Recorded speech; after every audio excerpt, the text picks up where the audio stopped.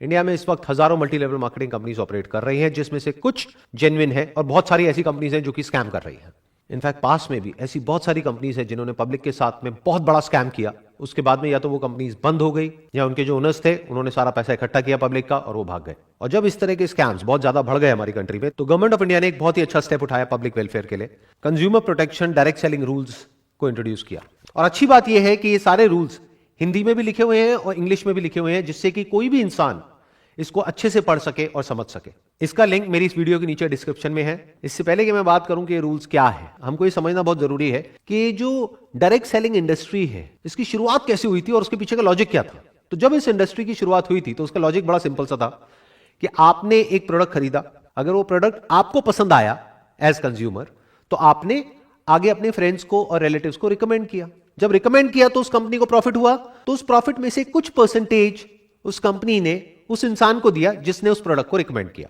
अगर इसी तरह से इस बिजनेस को एक्चुअल में किया जाए तो इसमें कुछ भी गलत नहीं है। लेकिन अगर एक कंपनी के जो डायरेक्ट सेलर्स हैं वो उस कंपनी के प्रोडक्ट के बारे में तो कोई बात ही नहीं कर रहे हैं, वो बात कर रहे हैं किसी ऐसे प्रोडक्ट के बारे में जिसका उस कंपनी के प्रोडक्ट से दूर दूर तक कोई कनेक्शन नहीं है। फॉर एग्जाम्पल, वो कंपनी बेच रही है साबुन, तेल, शैंपू, और वहां पर बात करी जा रही है मर्सिडीज की, BMW की, और उस कंपनी को आगे से आगे जो लोग ज्वाइन कर रहे हैं उनके ज्वाइन करने का मकसद उस कंपनी के प्रोडक्ट्स या सर्विसेज नहीं है, बल्कि पैसा कमाना है, यहां तक कि उनको प्रोडक्ट से कोई लेना देना ही नहीं है। तो ये एक कंप्लीट स्कैम है जिसको गवर्नमेंट ने पूरी तरह से बैन किया हुआ है। और इस स्ट्रक्चर में कुछ लोगों का तो फायदा होता है, बाकी लाखों लोगों के पैसे डूब जाते हैं।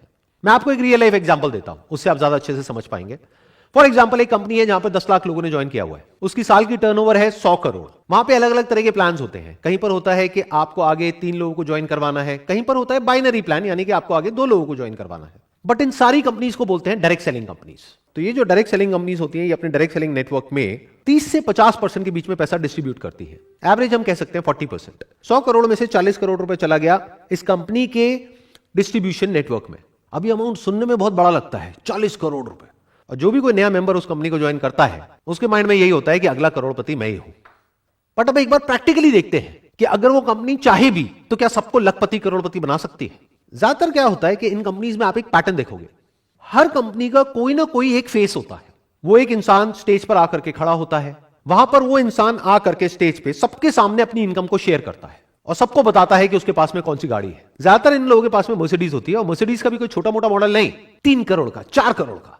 इसके अलावा वो इंसान बताता है कि मैं कितना पैसा कमा रहा हूं इस कंपनी से, जो लाखों में नहीं होता है बल्कि करोड़ों में होता है। यानी वो इंसान स्टेज पर आकर के सबके सामने बोलता है कि मैं महीने का 1 करोड़ रुपए कमा रहा हूं इस कंपनी से, और लोग वहां पर बैठ करके तालियां बजाते हैं।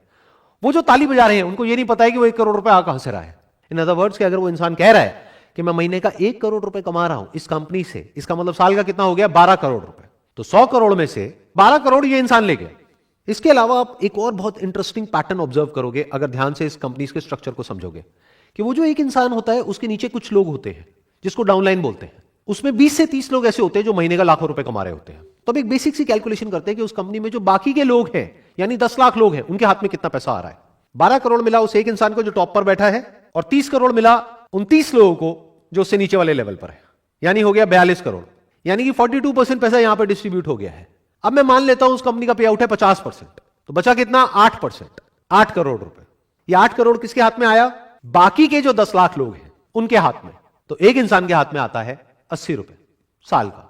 अब यहां पर समझने वाली बात यह है कि जो 80 रुपए है ये कैलकुलेशन के लिए एक एवरेज है, बट ऐसा एक्चुअल में नहीं होगा। एक्चुअल में क्या होगा, किसी के हाथ में हो सकता है 8,000 भी आ गया, किसी के हाथ में कुछ भी नहीं आया।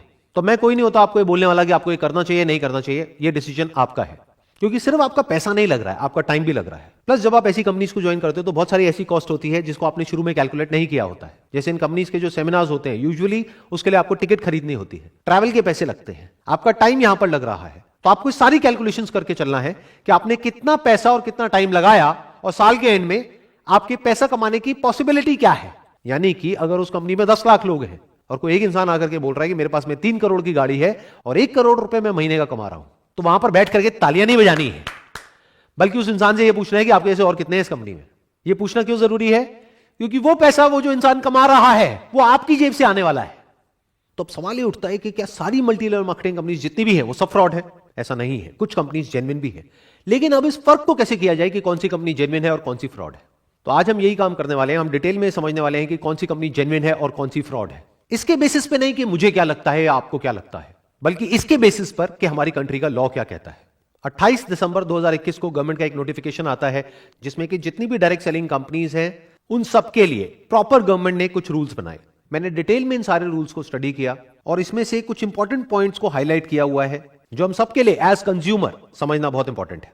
इसमें कहा जा रहा है, no direct selling entity shall adopt any unfair trade practice in the course of its business और otherwise and shall abide by the requirements specified in any law for the time being in force.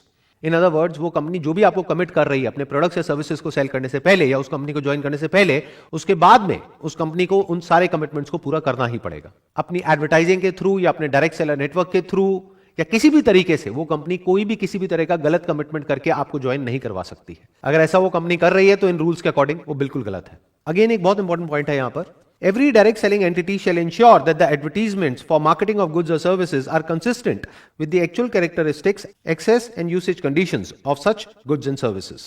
इसका मतलब यह है कि वो जो direct selling company है या जो उसका नेटवर्क है डायरेक्ट सेलर्स का, उसमें से कोई भी ऐसा कोई भी एडवर्टीजमेंट नहीं दे सकते हैं कहीं पर भी जहां पर कि उस प्रोडक्ट को, उस सर्विस को या उस कंपनी का जो भी प्लान है उसको बहुत बढ़ा चढ़ा करके दिखाया जा रहा है कि वो है कुछ और उसको कुछ और ही दिखाया जा रहा है। अगर मैं इसका एक प्रैक्टिकल एग्जांपल आपको दूं तो आपने नोट किया होगा कि फेसबुक पर, इंस्टाग्राम पर, यूट्यूब पर ऐसी बहुत सारी एड्स आती हैं जहां पे किसी एक पर्टिकुलर सेगमेंट को टारगेट किया जाता है। जैसे कि अगर आप एक हाउसवाइफ हैं और घर बैठे बैठे लाखों रुपए कमाना चाहते हैं तो हमको कॉन्टैक्ट करिए। तो इस तरह की एडवर्टाइजिंग अगर कोई कंपनी कर रही है तो वो एक स्कैम है। अब ये एक पॉइंट है जो बहुत इंपॉर्टेंट है समझने के लिए। अ direct selling entity which explicitly और इम्प्लिसिटली, मतलब कि डायरेक्टली या indirectly, vouches for the authenticity of the goods or services sold,